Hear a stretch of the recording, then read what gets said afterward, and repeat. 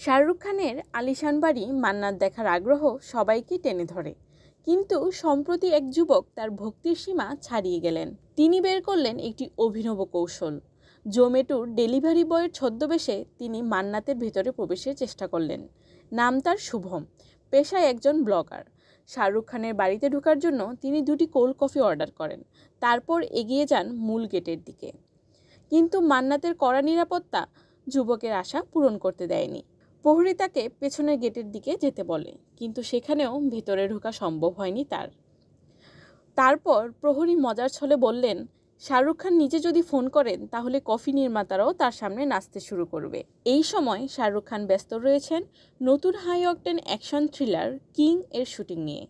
এই ছবিতে তার মেয়ে সুহানা প্রথমবার অভিনয় করছেন। এছাড়া অভিনয় করছেন অভিষেক বচ্চন, দীপিকা পাডুকোন, আরশাদ ওয়ারসি ও রানী মুখার্জি। সিনেমাটি মুক্তি পাবে 2026 সালে। শাহরুখ খানের মান্নাত দেখার স্বপ্ন আজও অনেক ভক্তের অম্লান। আর এই ঘটনা প্রমাণ করে, কফি হোক বা কফির ছদ্মবেশ, কিং খানের বাড়ির জাদু সবসময় অটুট।